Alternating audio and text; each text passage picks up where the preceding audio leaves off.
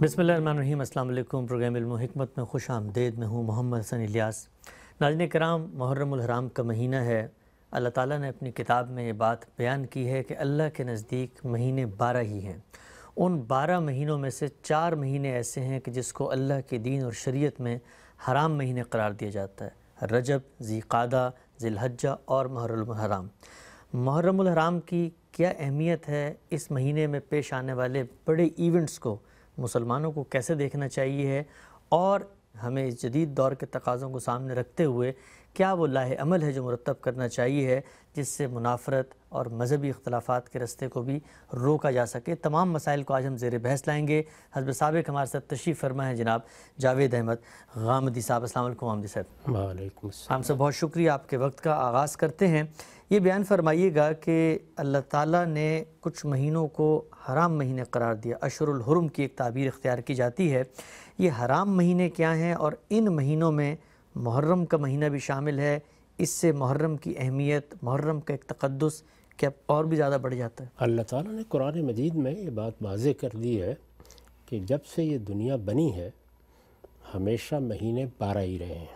महीनों की तायीन का एक ज़ाब्ता वो है जो चाँद की गर्दिश से वजूद में आता है, ठीक, और एक दूसरा ज़ाब्ता वो है जो सूरज की गर्दिश से वजूद में आता है। चुनांचे दोनों तरह के कैलेंडर आपको कदीम तरीन तारीख़ों में मिल जाते हैं। कमरी कैलेंडर भी मिल जाता है और शमसी कैलेंडर भी मिल जाता है। फिर अहद बहद इनमें तग़य्युरात भी होते रहते हैं। कमरी कैलेंडर में तो वही इख्तलाफ होता है कि कभी महीना 29 का हो जाता है, कभी 30 का हो जाता है। लेकिन ज़मीन की गर्दिश के लिहाज से अगर आप देखें तो उसमें कोई 10 दिन का फ़र्क वाक़ई हो जाता है। अच्छा, इन तमाम मसाइल से किस तरीके से निपटा जाए और किस तरह एक ज़ाब्ते को सोसाइटी के लिए मुफीद बनाया जाए, इसमें कदीम तरीन तमद्दुन में बहुत सी चीज़ें होती रही हैं। ख़ुद शमसी कैलेंडर की आप तारीख़ पढ़ें तो ये मालूम होता है कि इस तकवीम को भी बहुत से मराहिल से गुज़रना पड़ा है। ठीक, और मुख्तलिफ़ अदवार में हुक्मरानों ने भी और बाज़ अहले इल्म ने भी इसमें तब्दीलियाँ की हैं, तग़य्युरात भी किए हैं। ताहम उसूली बात वही रही है कि शमसी कैलेंडर में भी 12 महीने हैं और कमरी तकवीम में भी 12 ही महीने हैं। ठीक, इनमें से 4 के बारे में अल्लाह ताला ने ये करार दिया है कि इनमें जंग व जदाल ममनू होगा। हराम होने का मतलब ये है कि जंग व जदाल जो दुनिया में बहरहाल एक ऐसी चीज़ रही है जिससे जान छुड़ाई नहीं जा सकी। ठीक, मौजूदा ज़माने में जबकि अक़वाम मुत्तहिदा का इदारा बन गया, बहुत सी क़ुव्वतों ने मिलकर एक आलमी नज़म तश्कील दे दिया, अब भी हम देखते हैं कि कहीं ना कहीं जंग होती रहती है। ये अभी हमारे ही दौर की चीज़ें हैं कि जिसमें ईरान और इराक़, 2 मुसलमान मुल्कों में जंग हो गई। अभी हाल में हम देखते रहे हैं कि सऊदी अरब में और यमन के दरमियान इसी तरह की सूरत हाल पैदा हुई। ऐसे ही मामलात बाज़ और इलाक़ों में भी होते रहते हैं। तो अल्लाह ताला ने चूँकि एक बहुत बड़ी इबादत लाजिम की है, और वो इबादत है हज की इबादत। हर साल हज होना है, और अल्लाह ताला ने जब ये फ़ैसला कर लिया कि उसकी तौहीद का मरकज़ जज़ीरा नुमा अरब में कायम किया जाएगा और उसमें लोग उम्रे के लिए भी आएंगे। ये हम इससे पहले कई मरतबा वाज़ेह कर चुके हैं कि हज नज़र की तमसील है और असल इबादत है और बड़ी गैर मामूली इबादत है। इसी इबादत को आम दिनों में उम्रे की सूरत दे दी गई है। ठीक, जिस तरह हम किसी चीज़ का इख्तिसार कर देते हैं, तो अगर आप गौर करके देखें तो हज का इख्तिसार है उम्रा, और फिर हज और उम्रे ही के अंदर से बाज़ चीज़ों को लेकर जो सुन्नत के तौर पर जारी थीं, रिसालत में आप सल्लल्लाहु अलैहि वसल्लम ने पूरे आलम के लिए ईद उल अज़हा का त्यौहार मुकर्रर कर दिया है। उसमें भी वही आदाब, वही हुदूद, उसी तरह कुर्बानी की जाती है। तो ये ख़ास इबादत है, बड़ी गैर मामूली इबादत है। आलमी सतह पर लोगों ने इस इबादत के लिए आना है। मुझे नमाज़ पढ़नी होती है, मैं घर में भी पढ़ता हूँ, और अगर अल्लाह तौफीक दे और करीब में मस्जिद हो या कोई माबद हो तो वहाँ भी जाके पढ़ता हूँ। ठीक, नमाज इसमें भी रुकावट पड़ सकती है, लेकिन ये रोज़ का मामला है। ये आलमी सतह पर एक इज्तिमा का इनेकाद है, यानी सारी दुनिया में सैयदना इब्राहीम अलैहिस्सलाम ने जो दावत पेश की थी उस पर लब्बैक कहने वाले लोग आएंगे, सफ़र करेंगे। कदीम ज़माने में ये सफ़र दिन 2 दिन में नहीं होता था। इस वक्त भी आप जब लोगों को ले जाना शुरू करते हैं तो अभी हमारे मुल्क में भी 40-45 दिन लग जाते हैं कि जिसमें लोग जाएं और लोग आएं।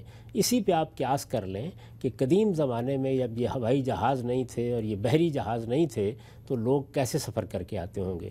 تو اس میں یہ طریقہ اختیار کیا گیا کہ 1 مہینہ عمرے کے لیے اور 3 مہینے حج کے لیے خاص کر دیے گئے کہ ان میں لوگ جنگ و جدال روک دیں گے. یعنی وہ لوگ جو دین ابراہیمی کے ماننے والے ہیں، جو اس توحید کے مرکز سے وابستہ ہیں، کم سے کم وہ اپنی طرف سے ہتھیار رکھ دیں گے، جس کو ہم آج کی اصطلاح میں بیان کرتے ہیں نا کہ سیز فائر ہو جائے گا، جنگ بندی ہو جائے گی. یہ آپ جانتے ہیں کہ سیز فائر میں بعض اوقات یہ نہیں ہوتا کہ جنگ ختم ہو جاتی ہے. کسی مصلحت کو سامنے رکھ کے یہ فیصلہ کر لیا جاتا ہے کہ 2 دن، 10 دن، 20 دن جنگ نہیں ہوگی. ہمارے قریب میں جنگ ہو رہی ہے 20 سال سے، وہاں بھی آپ نے دیکھا کہ عید کے موقع پر بعض اوقات دونوں جانب سے ایک جنگ بندی کا اعلان ہو جاتا تھا. تو یہ اللہ تعالیٰ کی طرف سے جنگ بندی کا اعلان ہے. یعنی یہ کہا گیا ہے کہ تمہاری جنگیں وہ جائز بھی ہوتی ہیں، ناجائز بھی ہوتی ہیں. دنیا کے اندر بہرحال تلواریں نکلتی رہی ہیں، بے نام ہوتی رہی ہیں اور خون بھی بہتا رہا ہے. یہ صورتحال اگر پیدا ہو تو یہ بحث الگ ہے کہ وہ جنگ صحیح ہو رہی ہے، وہ غلط ہو رہی ہے. یہاں جنگ موضوع نہیں ہے. اصل چیز یہ ہے کہ اس کو ان مہینوں میں روک دیا جائے تاکہ لوگ ایک بڑی عبادت کے لیے جا سکیں. عمرہ کرنے والے سال بھر جب چاہیں جا سکتے ہیں، لیکن کم سے کم 1 مہینہ ایسا مقرر کر دیا گیا کہ جس میں اگر وہ چاہیں تو عمرے کا سفر کر لیں اور ان کو جنگ سے یا اس طرح کے کسی فساد سے واسطہ نہ پڑے. یہی صورتحال حج کے بارے میں کی گئی ہے اور اسی کو بیان کیا گیا اشہر معلومات. جب یہ کہا جاتا ہے حج کے مہینے ہیں تو اس کا مطلب یہ ہے کہ 3 مہینے مقرر کیے گئے ہیں. اس میں لوگ گھروں سے نکلیں گے، سفر کر کے جائیں گے، پھر ان کو واپس آنا ہے. اور اسی لحاظ سے اگر آپ دیکھیں تو کچھ دن پہلے ہیں اور اس کے بعد 10 ذوالحج کو جب آپ فارغ ہو جاتے ہیں تو پھر اس کے بعد مزید 50 دن ہیں. تو اس طریقے سے یہ 3 مہینے حج کے لیے اور 1 مہینہ عمرے کے لیے حرمت والے مہینے قرار دے دیے گئے ہیں. اور حرمت کا مطلب یہاں کیا ہے؟ وہی جو المسجد الحرام کا ہے.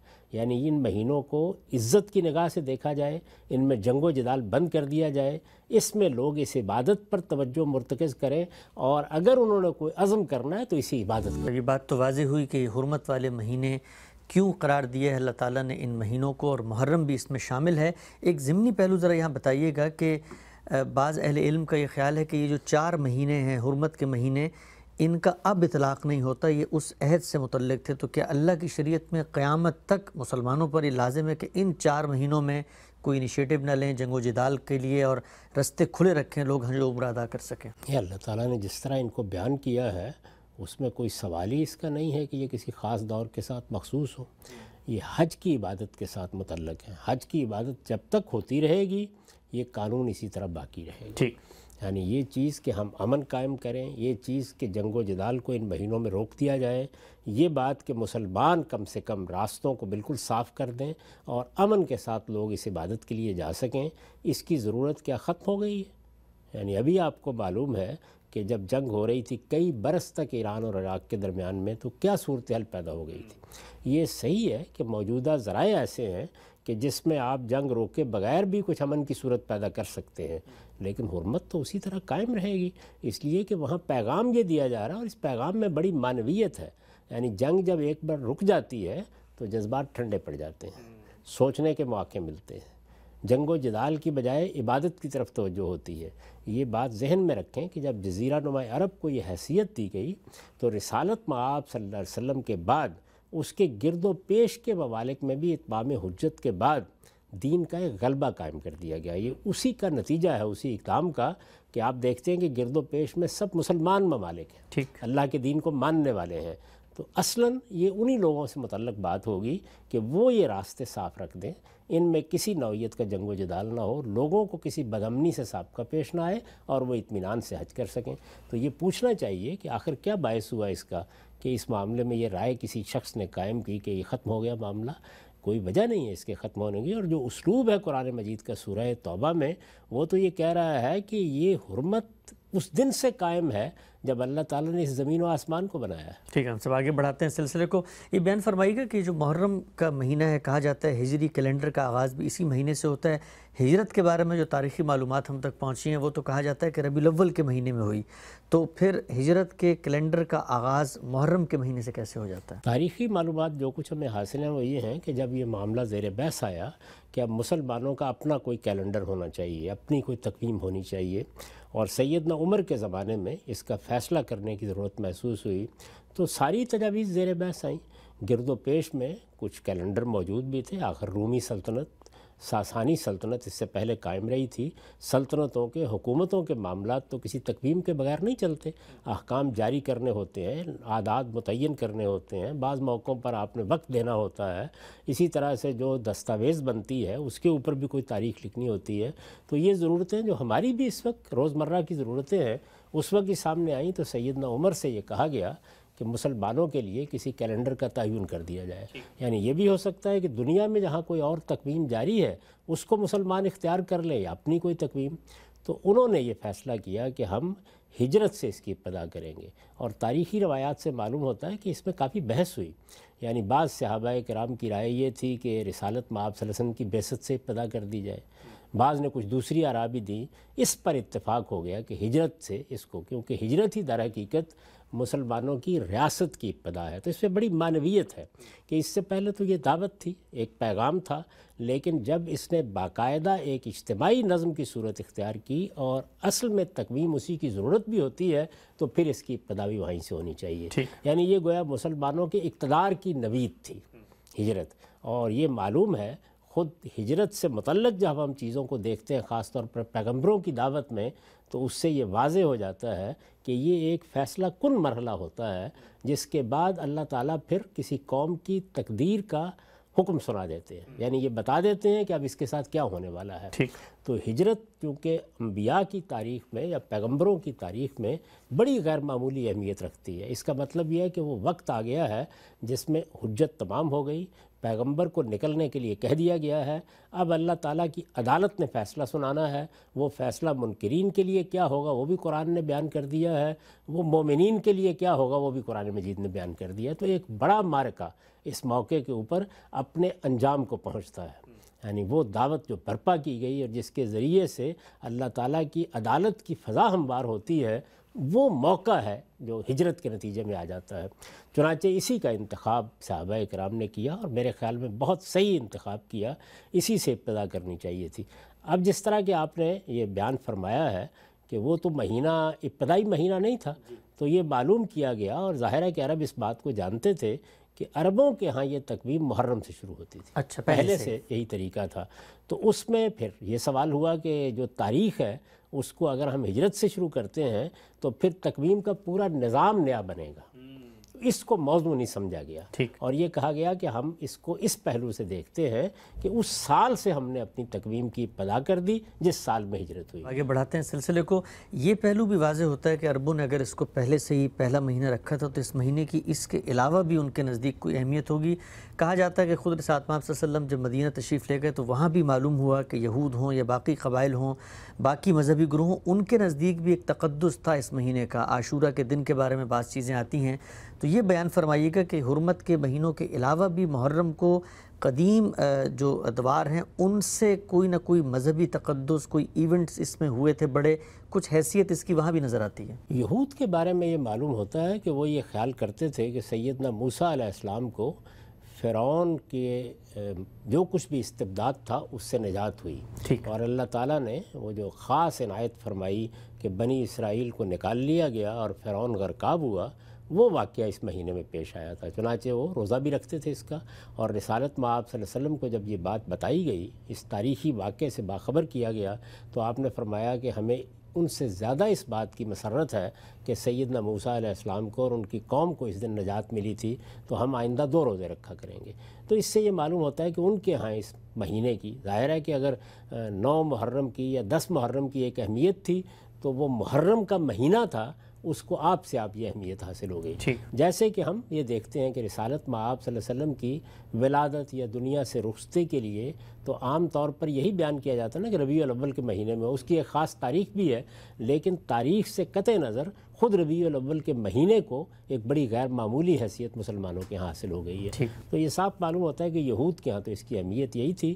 قریش کے بارے میں بہت سی چیزیں ملتی ہیں، لیکن ان میں کوئی بات بھی ایسی نہیں جس کو متعین طور پر کہا جا سکے کہ یہ کوئی قابل اعتماد چیز ہے۔ تو اس لیے ہمارے پاس اس وقت جو تاریخ ہے اس میں یہود کی تاریخ کا یہ واقعہ رسالت مآب صلی اللہ علیہ وسلم کے زمانے میں کس طرح بیان کیا گیا اسی کی روایات۔ ہم سب آگے بڑھاتے ہیں اس سلسلے کو۔ محرم ہی کا مہینہ تھا، ایک دلخراش واقعہ پیش آیا کربلا کی وادی میں، اور اسی کی بنیاد پر ہم یہ دیکھتے ہیں کہ مسلمانوں کے دو مذہبی رجحانات، دو مذہبی گروہ سامنے آئے۔ میں اس بحث میں آپ کی رائے جاننے سے پہلے ایک تمہیدی گفتگو تھوڑی سی کرنا چاہتا ہوں، کیونکہ ہمارے ہاں ایک حساسیت ہوتی ہے، ایک گروہ بندی بھی ہے، ایک نقطہ نظر کے ساتھ تعلق اور ایک تمسک بھی ہوتا ہے۔ آپ کا یہ خاصہ رہا ہے کہ آپ اپنی شناخت مسلمانی بتاتے ہیں، اور ہر مسلک، ہر فرقے کا آدمی آپ کو سنتا ہے، اور آپ چاہتے یہی ہیں کہ لوگ حقائق کے طالب علم بنیں، ان کو صحیح پس منظر میں چیزوں کو رکھ کے دیکھیں، اور اسی سے ایک حقیقی اتحاد بھی پیدا ہوگا۔ مجھے پہلے سب سے پہلے یہ بتائیے گا کہ ایک مسئلہ ہوا، اس کے نتیجے میں خون بہا، اور وہ خون بھی کسی عام انسان کا نہیں تھا، نواسۂ رسول کا خون تھا، شہادت کا دلخراش واقعہ۔ اس واقعے کے اندر جو امت کا ایک درد چھپا ہوا ہے، جو نقصان ہوا ہے، وہ تو ایک بالاتفاق موضوع ہے، اس پر تو کوئی اختلاف نہیں ہے۔ ابتدا یہیں سے چاہوں گا کہ جو نتیجہ نکلا، اس نتیجے کی حساسیت، دلخراشیت، اور اس سے جو امت کو نقصان ہوا، اس پہ تو پوری امت ایک جگہ پر کھڑی ہوئی ہے۔ آپ کیا کہتے ہیں؟ یہ تو بالکل ایک فطری بات ہے کہ جب بھی کبھی اس طرح کا حادثہ ہوگا، کوئی مسلمانوں کے درمیان جنگ ہو جائے گی، وہ ایک دوسرے کا خون بہائیں گے، اور اگر وہ خون بھی کسی غیر معمولی ہستی کا بہا ہے تو ہر شخص کے لیے یہ واقعہ ایک دلخراش واقعہ ہے، اس پر بہت افسوس ہوگا۔ اس وقت دیکھیے کہ ہم مسلمانوں کا خون بہتا ہوا دیکھ رہے ہیں، مسلمانوں کے اندر کے بعض لوگ ان پر حملہ آور ہوتے ہیں، ہماری مسجدوں میں بم چلائے گئے ہیں، ہمارے بازاروں میں لوگوں کو مارا گیا ہے، ہمارے بچے مرے ہیں، ہماری عورتیں مری ہیں، تو اس پر بھی اسی طریقے سے آدمی رنجیدہ خاطر ہوتا ہے۔ تو یہ سب واقعات انتہائی دلخراش ہیں۔ اچھا، اس سے پیچھے آپ جائیں تو اگر سیدنا عثمان کو شہید کر دیا گیا، یا سیدنا عمر پر کچھ لوگ حملہ آور ہوئے، اور اس کے نتیجے میں ایک بڑی شخصیت سے مسلمان امت محروم ہوئی، تو یہ سب بہت دلخراش واقعات ہیں، اور آدمی جب ان کو پڑھتا ہے تو اس کو افسوس بھی ہوتا ہے، وہ رنجیدہ بھی ہوتا ہے، اس کو غم بھی ہوتا ہے، وہ یہ سمجھتا ہے کہ یہ واقعات کاش نہ ہوتے۔ میرے نزدیک یہ تو ایک بالکل بدیہی اور فطری چیز ہے۔ کون آدمی ہے کہ جو یہ پسند کرے گا کہ کسی کا خون بہا دیا جائے، اور پھر کون ہے جو یہ پسند کرے گا کہ کسی صالح انسان کا خون بہایا جائے، اور پھر اس سے آگے کون یہ پسند کرے گا کہ رسالت مآب صلی اللہ علیہ وسلم کا تعلق رکھنے والی کسی ہستی کا خون بہایا جائے۔ تو اس لیے یہ تو ہر لحاظ سے ایک افسوسناک واقعہ ہے، اور اس میں کوئی شبہ ہی نہیں کہ یہ بڑے ظلم کا واقعہ ہوا، ایسا نہیں ہونا چاہیے تھا۔ تو اللہ تعالیٰ نے خود قرآن مجید میں یہ بات واضح کر دی ہے۔ میں نے یہ کئی مرتبہ عرض کیا ہے کہ سورہ حجرات کو امام فراہی نے بالکل درست کہا ہے کہ اس طرح پڑھنا چاہیے کہ جو کچھ رسالت پاک صلی اللہ علیہ وسلم کے بعد پیش آنے والا تھا، اس میں اس کو سامنے رکھ کر ہدایات دی گئی۔ ٹھیک، رسالت مآب صلی اللہ علیہ وسلم کے بعد ہی خانہ جنگی کی صورتحال پیدا ہوئی، جیسے کہ سیدنا عثمان کی شہادت کے بعد کے واقعات سے ہر شخص واقف ہے۔ اسی طریقے سے اور بعض حادثے اور واقعات ہوئے، تو ان تمام موقعوں کے اوپر جو اصلاً چیز مطلوب ہے وہ وہی ہے جو قرآن مجید نے بیان کر دی ہے کہ یہ نوبت نہیں آنی چاہیے تھی، مسلمانوں کا خون نہیں بہنا چاہیے تھا، تلواریں نہیں نکلنی چاہیے تھی، امن کے ساتھ اور صلح کے ساتھ معاملات طے ہونے چاہیے تھے۔ معاملات بعض اوقات سیاسی ہوتے ہیں، بعض اوقات سماجی ہوتے ہیں، اور سیاسی سماجی معاملات میں اختلافات یہ کوئی ایسی چیز نہیں ہے کہ جس کے بارے میں کہا جا سکے یہ ہونے ہی نہیں چاہیے، یہ ہو جاتے ہیں، ہمارے یہاں بھی ہوتے ہیں۔ آپ یہ دیکھ رہے ہیں کہ کتنی تلخی پیدا ہو جاتی ہے، جمہوری ادوار میں بھی ہوتی ہیں۔ دنیا نے جب یہ ایک پرامن طریقہ ایجاد کر لیا انتخابات کا، اس کے بعد بھی بعض اوقات بڑے اختلافات ہو جاتے ہیں۔ ہمارے ہاں، ہمارے ملکوں میں، جدید ترین ریاستوں میں ہر جگہ اس طرح کے واقعات ہو جاتے ہیں۔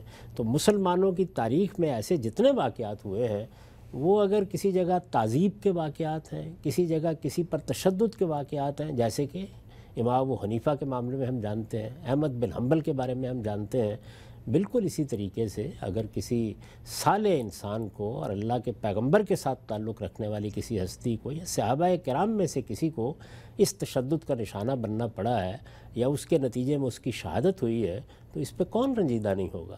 اصلی سوال یہ ہے کہ معاملے کو دینی لحاظ سے کیسے دیکھا جائے اور سماجی لحاظ سے کیسے دیکھا جائے. یعنی تاریخ میں جو بڑے واقعات ہوتے ہیں آپ چاہیں تو ان واقعات کو یاد بھی کر سکتے ہیں, آپ چاہیں تو ان کا آپ کوئی دن بھی مقرر کر سکتے ہیں, آپ چاہیں تو اس میں اپنے جذبات کا اظہار بھی کر سکتے ہیں, لیکن وہ مذہبی افتراق کی بنیاد بن جائیں, یہ وہ چیز ہے کہ جو اس سے بھی زیادہ دل خراش ہے جتنا دل خراش وہ مظلومانہ شہادت کا واقعہ.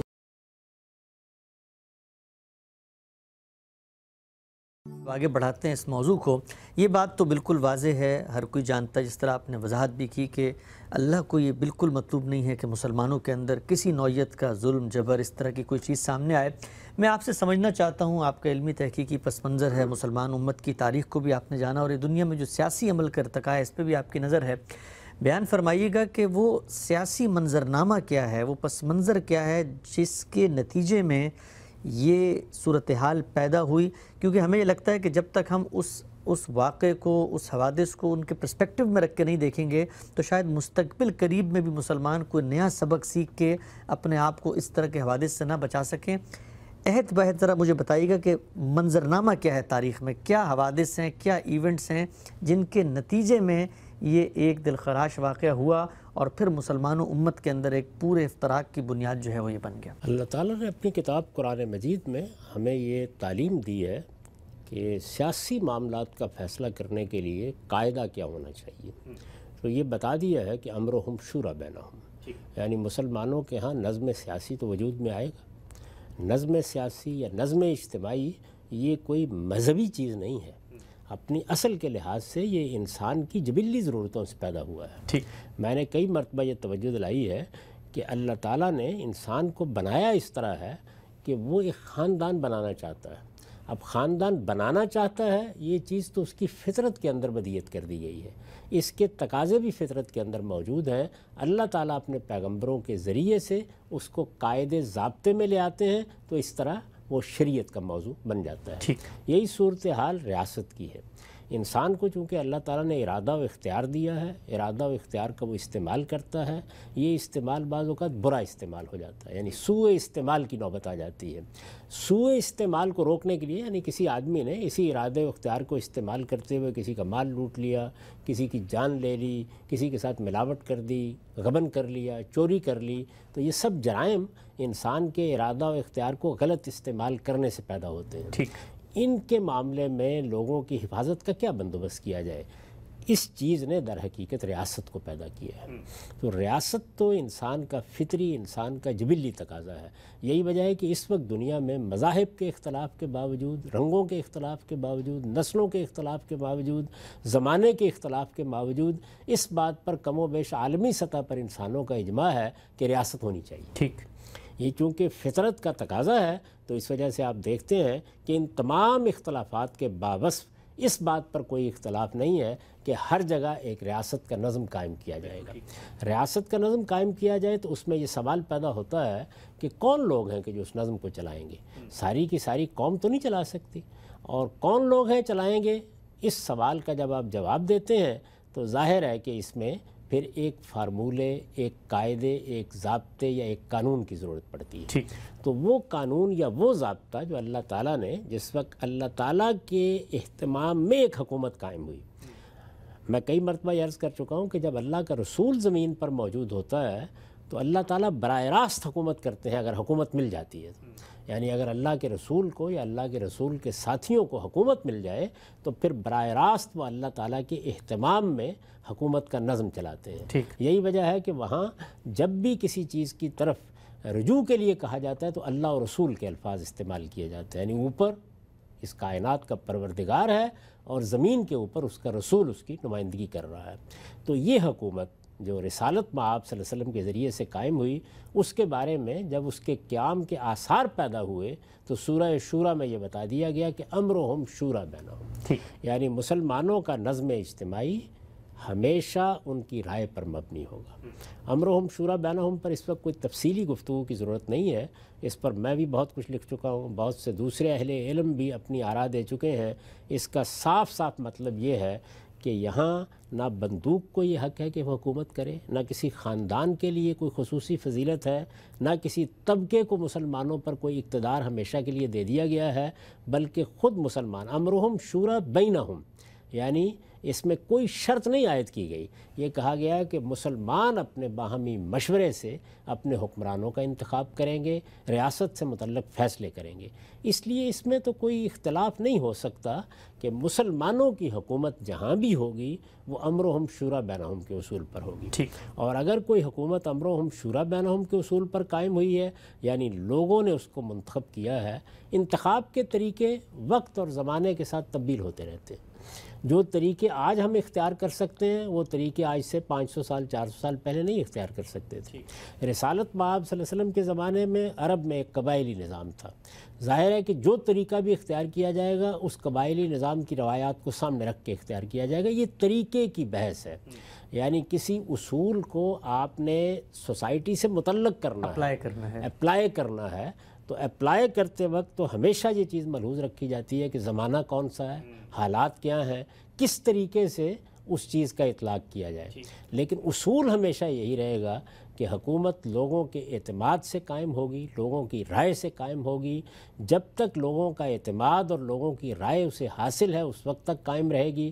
اگر لوگوں کے اعتماد اور ان کی رائے کی تائید سے وہ محروم ہو جاتی ہے تو اس کا جواز بھی ختم ہو جاتا ہے۔ تو جب ہم لفظ بولتے ہیں جائز حکومت تو اس کا مطلب ہے کہ وہ حکومت جس کو لوگوں نے منتخب کیا ہو، جس کو لوگوں کا اعتماد حاصل ہو، جو لوگوں کی رائے سے وجود میں آئی ہو، جس میں کہیں تلوار نہ اٹھانی پڑی ہو، جس میں کہیں بندوق نہ چلانی پڑی ہو، جس میں کسی کے لیے کسی استبداد کا کوئی موقع نہ ہو، کسی بھی طریقے سے جس میں لوگوں کا اعتماد حاصل کر لیا جائے، لوگوں کے اعتماد کی بنیاد پر فیصلہ کیا گیا ہو۔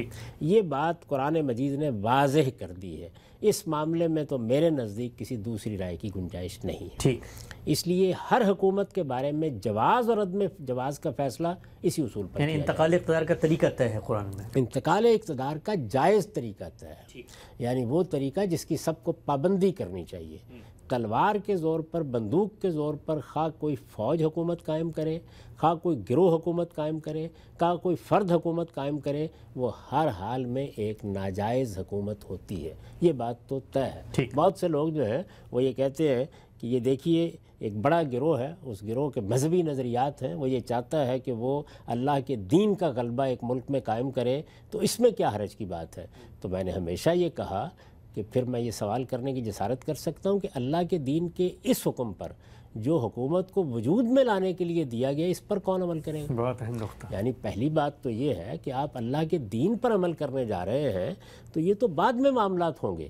سب سے پہلے تو اللہ کے دین کا حکم یہ ہے کہ آپ اس بات کو مانیں کہ کسی علاقے میں جو لوگ رہتے ہیں یہ ان کا کام ہے کہ وہ حکومت کا انعقاد کریں۔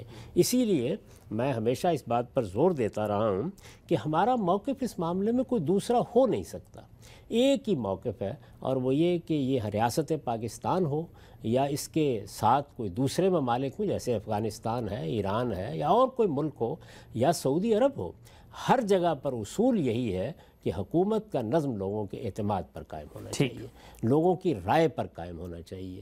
لوگوں کے اعتماد اور رائے کو حاصل کرنے کے طریقے تمدن کے لحاظ سے مختلف ہو سکتے ہیں۔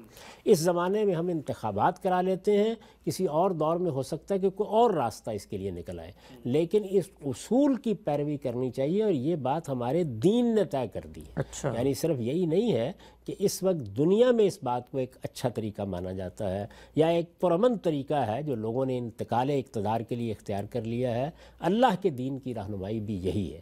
اگر آپ میری کتاب میزان میں قانون سیاست کا مضمون نکال کے دیکھیں تو آپ اس میں یہ بہت وضاحت سے پڑھیں گے کہ نظم اجتماعی کو قائم کرنے کے لیے اللہ کے دین کی ہدایت کیا ہے، وہ امرہم شورا بینہم ہے۔ جو حکومت لوگوں کے اعتماد کی بنیاد پر قائم نہیں ہوئی، ان کی رائے کی بنیاد پر قائم نہیں ہے، یا ان کی رائے کی تائید سے محروم ہو چکی ہے، وہ اصلاً اب ایک ناجائز حکومت ہو چکی ہے اللہ کے نزدیک۔ اس بنیاد پر میں نے ہمیشہ یہ کہا ہے کہ ہمارے ہاں اگر کچھ گروہوں نے کسی موقع کے اوپر کوئی حکومت قائم کر لی تھی اور وہ حکومت اسی طرح سے بندوق کے زور پر یا تلوار سے قائم ہوئی تھی، تو وہ حکومت خواہ کتنی پرامن کیوں نہ ہو اور کتنا ہی دین کا نام کیوں نہ لے، ہم ان محاسن کی تائید کریں گے، پیروی کریں گے، ان کی ہم تحسین بھی کریں گے، لیکن یہ بات کہ وہ ایک جائز حکومت ہے یہ نہیں تسلیم کیا جا سکتا۔ ٹھیک بات۔ تو یہ تو اصولی طور پر ایک طے شدہ بات ہے۔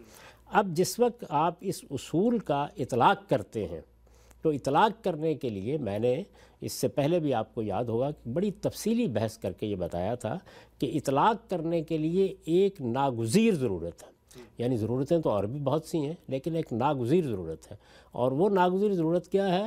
وہ یہ کہ قوم 100 افراد پر مشتمل ہے، لاکھ پر ہے، کروڑوں پر ہے، اس کے اندر سے ایک ہاؤس آف ریپرزنٹیٹیوز وجود میں آنا چاہیے، یعنی پہلا قدم ہی جمہوریت کا یہ ہے۔ ٹھیک۔ اسی لیے پارلیمنٹ کا جو ادارہ ہے اس کو بڑی اہمیت حاصل ہے۔ اس کی میں ایک سادہ مثال آپ کو دیتا ہوں۔ یہ معلوم ہے کہ رسالت مآب صلی اللہ علیہ وسلم کے زمانے میں جب حوازن کے قیدی پکڑ لیے گئے، جنگ حنین کے بعد جو معاملات پیش آئے، تو ان قیدیوں کی تعداد کوئی 6000 سے زیادہ تھی۔ اچھا۔ یہ قیدی رسالت مآب صلی اللہ علیہ وسلم جس طرح کہ آپ کا ہمیشہ طریقہ رہا، آپ چاہتے تھے کہ چھوڑ دیے جائیں، آپ نے انتظار کیا۔ کیوں انتظار کیا؟ اس لیے کہ قرآن کا قانون یہی تھا جو سورہ محمد میں بیان ہو گیا تھا کہ ہم احسان کے طور پر بھی چھوڑ سکتے ہیں اور فدیہ لے کے بھی چھوڑ سکتے ہیں۔ ٹھیک۔ آپ کے پیش نظر یہ تھا کہ بات کی جائے، دیکھیں کہ احسان کرنے کے کوئی فوائد ہیں سیاسی لحاظ سے، کیا ہم فدیہ لے سکتے ہیں؟ وہ لوگ آئے نہیں اپنے قیدی چھڑانے کے لیے، تو آپ نے قیدیوں کو لوگوں میں تقسیم کر دیا۔ اس زمانے میں ظاہر ہے نہ حکومت کے پاس جیلیں تھیں، نہ اس طرح کے بڑے کیمپ بنائے جا سکتے تھے، نہ اتنے ہزاروں لوگوں کے لیے کھانے پینے کا بندوبست کیا جا سکتا تھا، تو یہی ایک سادہ طریقہ تھا کہ لوگوں میں تقسیم کر دیے جائیں۔ ٹھیک۔ لوگوں میں تقسیم کر دیے جائیں تو اللہ تعالیٰ کا جو حکم بیان ہوا ہے سورہ محمد میں، وہ جس طرح ریاست کے نظم کے لیے ہے اسی طرح لوگوں کے لیے بھی ہے۔ اس کا مطلب یہ تھا کہ اب لوگ خود انفرادی معاملہ کر لیں گے، درست۔ یعنی وہ چاہیں تو چونکہ ایک ہی علاقے میں رہنے والے لوگ تھے، ان کے قبائلی معاملات میں بھی بہت سے اشتراکات تھے، وہ چاہیں تو احسان کے طور پر چھوڑ دیں، چاہیں تو کسی سے فدیہ لے لیں، تو ان کے لیے یہ گویا ایک طرح کا مال غنیمت بھی بن جاتا تھا۔ یعنی اگر وہ فدیہ لیں گے تو ظاہر ہے کہ وہ انفرادی طور پر اس کو وصول کر لیں گے۔ تو رسالت مآب صلی اللہ علیہ وسلم نے قیدیوں کو تقسیم کر دیا۔ اس کے بعد یہ ہوا کہ ابھی قیدی تقسیم کیے ہی تھے کہ حوازن کے لوگ آ گئے، اچھا۔ اور انہوں نے آ کے رسالت مآب صلی اللہ علیہ وسلم کے ساتھ بات کی، اور اس بات کا نتیجہ یہ نکلا کہ آپ کی یہی رائے بنی کہ ان کے قیدی بغیر کسی معاوضے کے چھوڑ دیے جائیں۔ اچھا۔ جب یہ رائے بنی تو آپ قیدیوں کو تقسیم کر چکے تھے، تو لوگوں سے آپ نے یہ کہا کہ میں اپنی طرف سے جو قیدی میرے پاس تھے ان کو تو چھوڑ رہا ہوں، لیکن میں آپ لوگوں سے یہ کہتا ہوں کہ آپ میں سے جو بغیر کسی معاوضے کے چھوڑنا چاہے وہ چھوڑ دے، اور جو بغیر کسی معاوضے کے نہیں چھوڑنا چاہتا اس کو ہم فدیہ دے دیں گے آئندہ کسی فتح کے موقع کے اوپر۔ ٹھیک۔ یعنی گویا ایک طرح سے ایک وعدہ کر لیا جائے۔ کمپنسیٹ کریں گے۔ اس میں اب لوگوں کی رائے چاہیے تھی، اور لوگوں کی اس وقت بہت بڑی تعداد تھی، یعنی ہزاروں کا لشکر سامنے موجود تھا، اور اس میں ظاہر ہے کہ رائے کیسے لی جائے لوگوں سے۔ اس میں آپ نے جب بات کی، لوگوں نے جواب دینا شروع کر دیا، کسی نے یہاں سے بات کی، کسی نے وہاں سے بات کی۔ اس موقع کے اوپر یہ ایک ضرورت پیش آ گئی کہ اب لوگوں کی رائے کیسے معلوم کی جائے اتنے بڑے مجمع میں۔ تو آپ نے ایک لفظ استعمال کیا عربی زبان کا کہ اب تم میرے پاس اپنے عرفاء بھیج دو، یعنی اپنے نمائندے منتخب کر کے بھیج دو۔ یہ دیکھیے یہ بڑی فطری ضرورت ہے۔ ٹھیک۔ یعنی رسالت مآب صلی اللہ علیہ وسلم نے بھی اس کی گویا ابتدا کر دی۔ ہماری اسلام کی جو جدید تاریخ ہے جو حضور سے شروع ہوئی ہے اس میں ابتدا کر دی۔ اس کی قدیم میں بھی آپ کو بہت سی مثالیں مل جاتی ہیں۔ تو آپ امرہم شورا بینہم کے بنیاد پر اگر کوئی نظم چلانا چاہتے ہیں، اس کی سب سے پہلی سب سے بنیادی ضرورت یہ ہے کہ آپ کوئی ہاؤس آف ریپرزنٹیٹیو، کوئی ایوان نمائندگان وجود جن کے ذریعے سے رائے معلوم یہ ہو۔ جو ایوان نمائندگان وجود میں لایا گیا، یعنی صحابہ کرام نے جس کی بنیاد رکھی، رسالت مآب صلی اللہ علیہ وسلم کے بعد وجود میں آیا، وہ رسالت مآب صلی اللہ علیہ وسلم نے جو ایک بہت بڑا انقلاب پیدا کر دیا تھا، اور اس کے نتیجے میں مدینے کو اور مہاجرین انصار کی جماعت کو جو حیثیت حاصل ہو گئی تھی، اس کے لحاظ سے تو بالکل موزوں تھا۔ ٹھیک۔ لیکن نہ وہ بالکل متعین تھا، نہ یہ کہا جا سکتا تھا کہ اس وقت جو ریاست وجود پذیر ہو چکی ہے وہ پوری طرح اس کے لیے ریپرزنٹیٹیو ہے۔ اس کی ابتدا ہوئی، اور اس کی بنیاد پر سیدنا ابوبکر کا انتخاب ہوا، اس کی بنیاد پر سیدنا عمر کا انتخاب ہوا، اسی کی بنیاد پر سیدنا عثمان کا انتخاب ہوا۔ اس وقت یہ موقع نہیں ہے، ورنہ میں تفصیل سے بتاتا کہ اسی اصول پر ہوا، اسی کی بنیاد پر ہوا، یہ کوئی ابدی چیز بن نہیں سکتی تھی۔ ٹھیک، تو صحابہ کرام یا خلفائے راشدین کوئی ہاؤس آف ریپرزنٹیٹو وجود میں نہیں لا سکے، یہ امرہم شورا بینہم کو زمین پر اتارنے کے لیے ناگزیر ضرورت ہے۔ ٹھیک، یہ جو آپ کے یہاں انتخابات ہوتے ہیں، ان کی بھی اگر آپ پیچھے جا کے تاریخ معلوم کریں تو یہ در حقیقت برطانیہ ہے نا جس میں اس کا نشو و نما ہوا ہے، تو وہاں پر بھی یہ دارالامراء ہے جس کے درمیان اور بادشاہ کے درمیان میگنا کارٹا ہوا، اور آہستہ آہستہ ہاؤس آف ریپرزنٹیٹو کی وہ صورت پیدا ہونا شروع ہو گئی جس کو آج آپ پارلیمنٹ سے تعبیر کرتے ہیں۔ اسی طرح آپ سلطنت روما میں اس کے آثار دیکھتے ہیں، یونانیوں کے ہاں اس کے آثار دیکھتے ہیں۔ تو اس طرح کا جو ہاؤس آف ریپرزنٹیٹو ہے یا ایوان نمائندگان ہے، وہ جب تک وجود پذیر نہیں ہو جاتا تو فصل نزاعت نہیں ہو سکتا، یعنی گویا جمہوری اصول کے مطابق حکومت کو چلانا ممکن نہیں ہوتا، فیصلہ نہیں ہو سکتا۔ یہ وہ سب سے بڑی چیز تھی جس کا میں نے تجزیہ کر کے آپ کو بتایا تھا کہ یہ چونکہ موجود نہیں تھا، اس وجہ سے حوصلہ مند لوگ اٹھتے ہیں، ہر دور میں اٹھتے ہیں۔ اس وقت بھی جو لوگ سیاسی جماعتیں بناتے ہیں یا سیاسی جدوجہد کرتے ہیں وہ حوصلہ مند لوگ ہیں۔ اللہ تعالیٰ جس طرح مختلف علوم و فنون کے ماہرین پیدا کرتا ہے، اسی طرح سیاسی لیڈرشپ کے لیے بھی لوگ پیدا کرتا ہے، وہ اٹھتے ہیں۔ اب ظاہر ہے کہ ان کے درمیان فیصلہ کیسے کیا جائے، تو یہ ہاؤس آف ریپرزنٹیٹو ہے جس کا اعتماد اگر حاصل ہو جائے تو ظاہر ہے پرامن طریقے سے انتقال اقتدار ہو جاتا ہے۔ یہ چیز وجود میں نہیں آ سکی، اور ایک حادثہ ہو گیا، اور وہ حادثہ کیا تھا، سیدنا عثمان کو لوگوں نے شہید کر دیا۔ اچھا، اب ظاہر ہے کہ ایک خلیفہ راشد کی شہادت ہو گئی۔ جب اس زمانے میں یہ شہادت ہوئی تو اس کے کچھ نتائج نکلے، خبریں کیا پہنچتی ہیں، دوسرے علاقوں میں لوگ کس طرح دیکھتے ہیں، پھر وہیں ایک حکومت کا انعقاد کر لیا گیا، اس میں جو پہلے سے طریقہ چلا آ رہا تو اسی کی پیروی کی گئی۔ تو یہ وہ پس منظر ہے کہ جس میں ایک باقاعدہ ہاؤس آف ریپرزنٹیٹیوز، ایک ایوان نمائندگان نہ ہونے کے نتیجے میں یہ خلفشار پیدا ہوا۔ اور بدقسمتی یہ ہے کہ ہم نہ اس کو اپنے پہلے دور میں وجود میں لا سکے، نہ اس کے بعد صدیوں تک وجود میں لا سکے۔ یعنی آپ جانتے ہیں کہ ہمارے ہاں بڑے دانشور، بڑے فقہا، بڑے علماء پیدا ہوتے رہے ہیں، لیکن یہ چیز وجود پذیر نہیں ہو سکی۔ ہمارے ہاں نہ مغلوں میں یہ چیز پیدا ہو سکی، نہ عثمانیوں کے ہاں آ سکی، نہ اسی طرح کے بنو امیہ کی دونوں حکومتوں میں، خواہ وہ پہلی حکومت ہو یا پھر ہسپانیہ کی حکومت ہو، نہ بنو عباس کے ہاں، نہ فاطمیوں کے ہاں، یہ ہاؤس آف ریپرزنٹیٹیو۔ اس کے بغیر آپ ایک جمہوری حکومت، لوگوں کے اعتماد پر قائم ہونے والی حکومت نہیں بنا سکتے۔ واضح بات۔ یہ وہ اصل میں پس منظر ہے جس میں میرے نزدیک تلوار نکلی اور وہ فیصلہ کن ہو گئی، اور پھر متغلبین کی حکومت قائم ہوئی، یعنی وہ لوگ کہ جو تلوار کے زور پر اپنی حکومت قائم کر لیتے ہیں۔ ایسی کوئی حکومت کبھی جائز نہیں ہوتی۔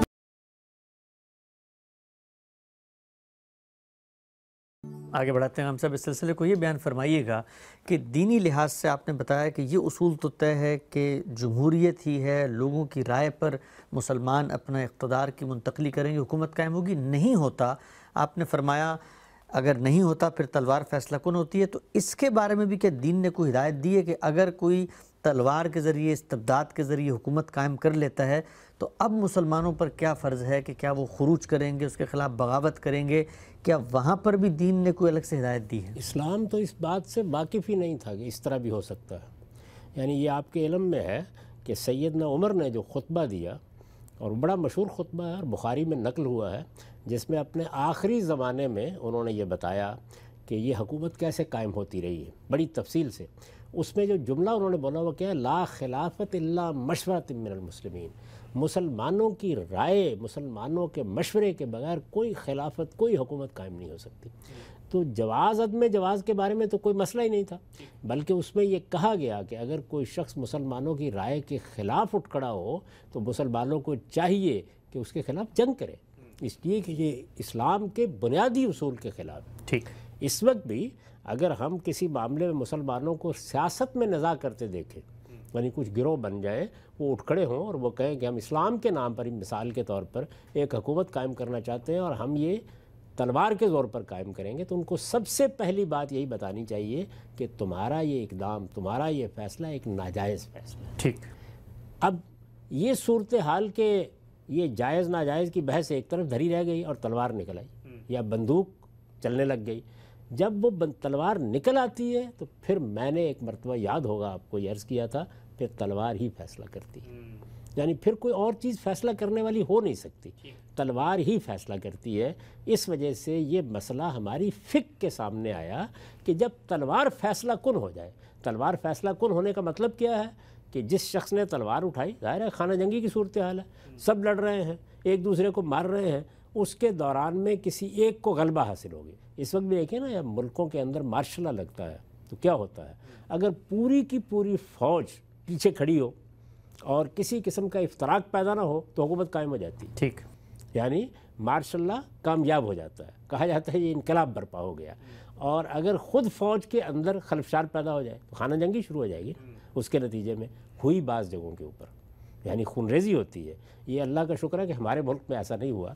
تو جب اس آئینی صورتحال میں کوئی فیصلہ نہیں ہوا، آئینی صورتحال کیا ہے، یعنی لوگوں کے پاس ایک ہاؤس آف ریپرزنٹیٹو موجود ہے، ایک ایوان نمائندگان موجود ہے، اس کی بنیاد پر آپ فیصلہ کر رہے ہیں۔ جمہوریت کے لیے یا امرہم شورا بینہم کے لیے پہلا کام یہی ہے کہ یہ بتایا جائے کہ ایوان نمائندگان کیسے وجود میں آئے گا۔ آپ اس کا فیصلہ جیسے ہی کر لیتے ہیں، اس کے بعد تو پھر کسی کے پاس جواز باقی نہیں رہتا۔ ٹھیک، لیکن اگر یہ نہ ہو تو میں نے عرض کیا خانہ جنگی ہو جاتی ہے، اس لیے کہ حوصلہ مند لوگ یہ خیال کرتے ہیں کہ میں زیادہ حکومت کرنے کا حق رکھتا ہوں، دوسرا کہتا ہے میں زیادہ حکومت کرنے کا حق رکھتا ہوں۔ اب فصل نزاع کے لیے کیا کیا جائے، ٹھیک، یعنی جو فصل نزاع کے لیے پرامن طریقہ اللہ نے بتایا ہے وہ ختم ہو گیا۔ تو اس میں نے یہ گزارش کی تھی کہ پھر تلوار فیصلہ کن ہو جاتی ہے، کیونکہ نکل آئی ہے اب وہ تلوار نکل آئی ہے نا، تو اب تلوار ہی فیصلہ کرے گی، بندوق ہی فیصلہ کرے گی۔ اس نے فیصلہ کر دیا کسی ایک کے حق میں، کسی ایک کے حق میں فیصلہ ہونے کا مطلب یہ ہے کہ اس کو فتح حاصل ہوگی۔ ٹھیک، ابھی بھی آپ دیکھ رہے ہیں کہ خانہ جنگی کی صورتحال ہمارے ہمسائے میں جاری ہے، اور اس میں بھی یہی خیال کیا جا رہا ہے کہ نہیں کہا جا سکتا کس کو فتح ہو جائے، فتح کے شادیانے بھی بجائے جا رہے ہیں اور فتح کا انتظار بھی کیا جا رہا ہے۔ اس پر لوگ غور کرنے کے لیے تیار نہیں ہیں کہ اگر ایک ہاؤس آف ریپرزنٹیٹو موجود ہے، اگر ایک دستور بنا دیا گیا ہے، اگر ایک آئینی حکومت قائم کر دی گئی ہے، تو فرض کیجئے کہ آپ کو منظور نہیں ہے تو اسی دستور کے تحت اس میں کوئی ترمیم کرنی ہے تو ترمیم کر کے لوگوں سے پوچھ لیا جائے ٹھیک، کہ وہ کس گروہ کو یہ حیثیت دیتے ہیں۔ لیکن اگر مختلف گروہ اس اصول کو ماننے کے لیے تیار نہ ہوں تو پھر کیا ہوگا، پھر بندوق فیصلہ کرے گی، یعنی پھر فیصلہ میدان جنگ میں ہوتا ہے۔ اس کے نتیجے میں نے کہا فیصلہ کرتی ہے، یعنی کسی ایک شخص کو، کسی ایک گروہ کو غلبہ حاصل ہو جاتا ہے۔ آخری درجے کا غلبہ جب اس کو حاصل ہو جاتا ہے تو اس کا مطلب ہے کہ مقابل کی قوتیں سرنڈر کر دینے پر مجبور ہو گئی۔ اس کو کہتے ہیں متغلب کی حکومت۔ ٹھیک، یہ استیلا کی بنیاد پر قائم ہوئی ہے، یہ استبدادی حکومت ہے اپنی ذات میں، لیکن جب یہ قائم ہو جاتی ہے تو اس میں دو سوال پیدا ہوتے ہیں۔ کیا یہ کسی آئین کو توڑ دینے کے نتیجے میں ہوئی ہے؟ کیا کسی ہاؤس آف ریپرزنٹیٹو کو رد کر دینے کے نتیجے میں ہوئی ہے؟ یا ایسی کوئی چیز تھی ہی نہیں، موجود نہیں تھی؟ اگر تو پہلی شکل ہے کہ ایک دستور موجود ہے، ایک آئین موجود ہے، ایک ایوان نمائندگان موجود ہے، اس کی موجودگی میں اگر اس طرح کا اصرار کیا جاتا ہے کہ بندوق فیصلہ کرے گی تو آخری درجے کا جرم ہے۔